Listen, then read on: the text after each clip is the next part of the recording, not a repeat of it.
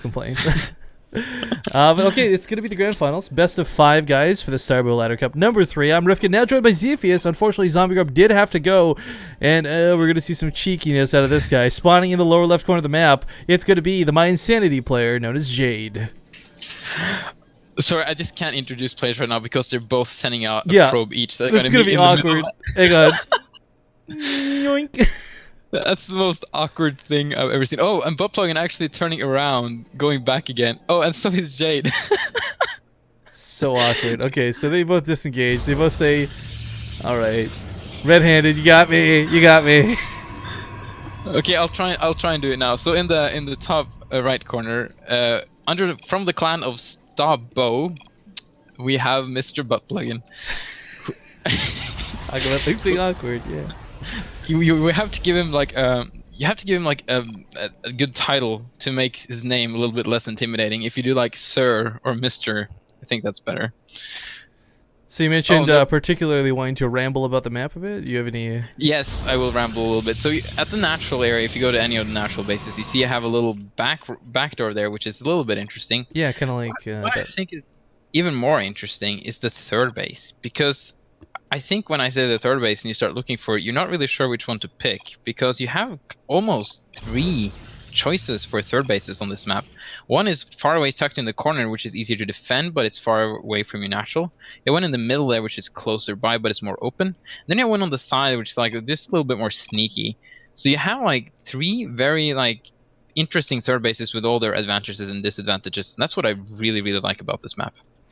Well, I mean, the credit again goes to Starbow coming up with some pretty cool maps that you couldn't normally get away with, but it's these sneaky maps in the middle, or the bases that are more towards the middle of the map, that I really don't like, especially in PvP, because you're never gonna. I don't feel like you're ever gonna comfortably take those. You just put some stalkers up on the high ground, plus the high ground advantage that we talked about multiple times in the past. I mean, this mineral line is the stupidest one to possibly take against anyone with ranged units.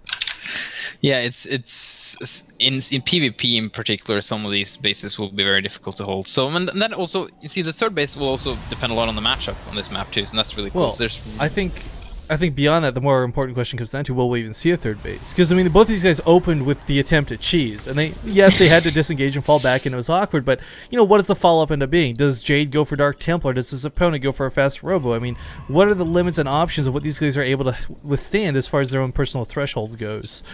And we actually don't see ButtPluggen fully saturated on gas. Is that a mistake? I'm not sure. I think, stalkers are not so gas intensive, and I think he's going for the 3-gate stalker again. One way to try to counter the 3-gate stalker is something that maybe Jade is doing, and that might be a very fast Dark Templar, because Dark Templars come out ridiculously fast in PvP, and that's why you see a lot of them just blindly put down photon cannons in the mineral lines, because getting the observatory tech just takes forever. When it comes to stalkers, let me just say this, because you've seen a lot of stalkers and you see that PvP is a lot about the stalker. We actually have a test map up now where we're testing a modified stalker, because we see that PvP being all about the stalker can be a little bit problematic gameplay or game design wise. And the stalker that we're testing doesn't do 100% damage versus shields. It does the damage versus shields as the same as it does versus the HP. So it will do full damage versus like workers, but it would only do like 6 damage versus the shield of goons, which makes them take like even more shots to kill a dragoon, and that might actually do the trick.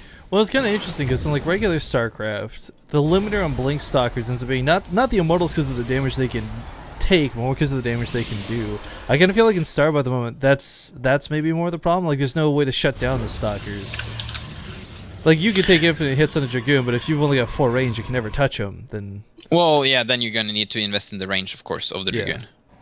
So I'm just saying, it's just interesting not having the immortal in the game. You see these different dynamics of ways you have to try and get around it, opposed to regular StarCraft, you're like, okay, I just make immortals, I'm good to go. Yeah, that's true. Yeah, less hard counters. I guess we're trying to make the Dragoon a little bit more like the Immortal for PvP in Starbow, but not, of course, as a hard counter as the Immortal is. But Stalkers still do surprisingly well versus Dragoons. If you look at the sheer numbers on the stats, they should die instantly. But because of the incredible mobility of these Stalkers, they do actually quite well. Well, We got a couple of DTs coming out now. Yeah, but ButtPluggen's already got some cannons coming down. He's even got one at the front of his base too, so he's not going to run into the same problem we just witnessed our other protest player run into, El Bowser, because, you know, again, we talked a little bit about how the range seems to be a little bit neutered compared to regular StarCraft 2, and he's not going to run into that problem, because the cannon front line is going to see these Dark Templar coming. Okay, if that cannon does not see these Dark Templars, I'm going to see if I can fix a bug. No, I'm pretty sure they'll see these Dark Templar. Yeah, just pick one up right away. I'm glad to see I didn't have to do a lot of work tonight. Okay, that's good.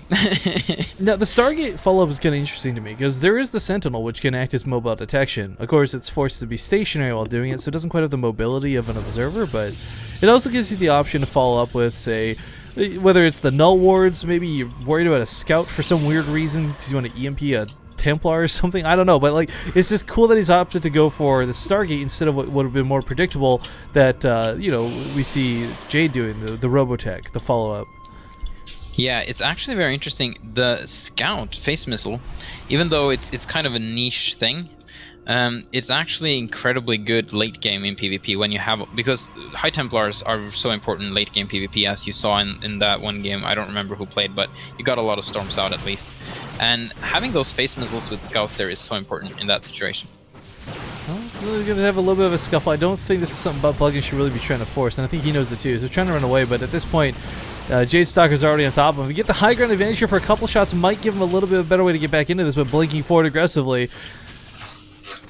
Yeah, Jade is holding that with ease, and he has the DT in there as well, and when that can get some shots off, there's no detection for ButtPluggen as well.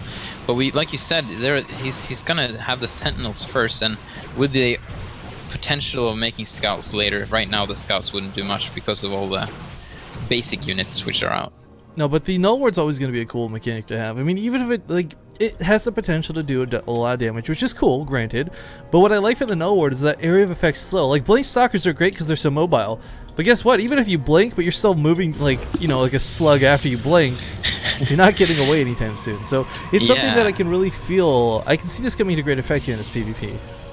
Yeah, it will be very interesting. I've seen actually some people try to open Sentinels in PvP, and Blink Stalkers just shut that down too hard, but adding it a little bit later with the support of the Blink Stalkers, that could be very interesting to see. Yeah, it's pretty cool. I like the thought process behind this. We'll see if it pays off, of course, though. It's not easy to use Null Wards. They can't be targeted down, they don't have a lot of health, and they take quite a bit of time to arm, so as long as Jade's careful, I don't think he's going to suffer too much from it. But it's one of those things that you like throw down in the heat of battle when you're not looking for it prior to the engagement. Yeah, and the thing is tiny too, and hard to see, and hard to target as well. So, and you have to target it to actually hit it. It doesn't automatically attack it. So, so it is quite difficult to deal with. No, Jade is, like we talked about earlier, a very good player, and he plays for the Academy. Is that what it's called? For My Insanity. Yeah, he's on the Academy team. He's not like on the main team roster. On the B team there, but still that. Let me put it this way: there are no other Starbow players playing in this tournament that is on the B team of anything. So yeah. Well, it's kind of what I was talking about before. Like, Jade's a pretty talented player, but he's not going to be My Insanity's jock sheet like the next Stardust anytime soon. Whereas Starbow kind of opens up this cool pathway where maybe this is where he gets really sort of badass. He becomes like the ace Starbow player for My Insanity, and suddenly goes from like being the B team to being part of the main squad for the Shoutcraft America Awards, where they sometimes will be playing Starbow out. Yeah, this is why I'm really excited about the show match that I think you mentioned a little bit about that we were gonna do. Is that we're gonna hopefully see some of these players from the ladder cups going against the Korean pros, and I don't know if you want to call them pros in Starbow because they really also haven't played that much Starbow. Well, that's what I was gonna say. Like, there's that invitational against it, which is cool, but beyond that, like, what tournaments has Ryung won compared to, say, to Red Bandit, right? Like, yeah. It's interesting, the dynamic difference, but and I kind of discussed it with Zombie earlier in the cast. I think when we talk about pros, it's more about like the skill level and the adaptability of, say, like someone like Innovation compared to Jade. You know that Innovation is gonna be able to adapt to situations a little bit better, and that's just through experience. But coming through the middle of the map with a lot of Blink Stalkers, he is outclassed in army supply. But this is still just a hell of a lot of brute force. Where is Jade's army? It's, I guess, Stalkers and a couple Dark Templar? Jade's been teching a lot. He's getting Storm, he's getting Speed, and actually, ButtPluggen, I don't think he knows about this, but he's finding a really good timing before Jade can tech switch completely and get Storm's just finished up. Wow, this hits so hard and so perfectly. He can still micro a lot of this back. Jade is in a lot of trouble right now, trying to micro his own stalkers back up to the high ground, perhaps a little bit too late, but that Dragoon's going to go down and big blink forward, gets right on top of these stalkers, and this is going to be about it for My Insanity's Jade. In game number 1, his ButtPluggen just comes in, again, kind of just brute forcing. Now, there are 5 Dark Templar on the way, but while there's no detection here initially, he can always try and send a Sentinel in a moment's notice. I don't know, 7 Dark Templar though, they're not going to clean these up very fast. I mean, they'll kill them eventually, but not very fast. Yeah, the question is, I don't think ButtPluggen can end the game here unless Jade just chooses to leave, but I don't know if he can come back from this, even if the Dark Templars do chase the Stalkers away, which I think they will be doing. Oh, he's going to try and snipe the Nexus, though, and he could just try and rift out of there if he has some energy on his Nexus, too, afterwards. Whatever happened to the Sun? I guess the Sentinel got picked up with the Blink Stalkers. Yeah, he got picked up earlier. But I guess the Nexus, wow, so good.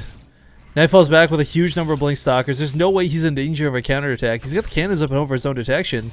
So ButtPluggen is set.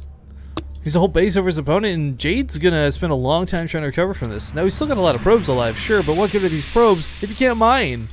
Yeah, with the test map that we got going, where the Stalkers do not deal full damage to shields, Archons actually do really good versus Stalkers because Archons are armored, and then all of a sudden all that shield that they have is probably half damage versus instead of full damage. So unfortunately now they're not playing the test map, they're playing the real Starbow, so these Archons, the shields will go down really fast versus the Stalkers, unfortunately. But you know what, this is really what we need though, more competitive play on the maps, even if there's units that are broken, even if the map itself is broken in some way, it's competitive play that reveals that. Whereas if you're just leaving this on the ladder, you know, you're just gonna get a lot of feedback like, oh, I'm a bronze Starbow player, this is broken because I lost.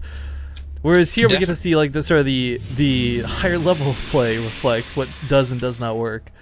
Definitely, and this is one of the reasons Starbow's development has been a lot better, or I don't know how to accurate, I guess is a better way to put it, lately, just because that so many more games have been played, we have so much more feedback, and we have these tournaments that really reveal some of these things. So of course it's beta, things are going to be broken, but that's we're gonna try to fix it. Get the Archons in the front though, that's really good. One Archon, poor Archon is stuck in the back. I kind of feel like at this point, like, Archons aside, you just go Blink Stalkers. The teching, as we saw, just kind of didn't pay off. I mean, granted, a lot of this game because he hit at a perfect timing, but I kind of think those Dark Templar would have been better than these Archons. Perhaps. And another thing I was so, like, mad about too is that perfect timing. I was about to say that Jade's gonna take this now because he's taking like, and he's gonna get a better army than ButtPluggen, but then ButtPluggen just found that perfect timing. Oh, that Null Ward hitting so many workers as well. Well, ButtPluggen takes game number 1, but it's only game number 1, guys, so you can chill out, don't worry. Jade's still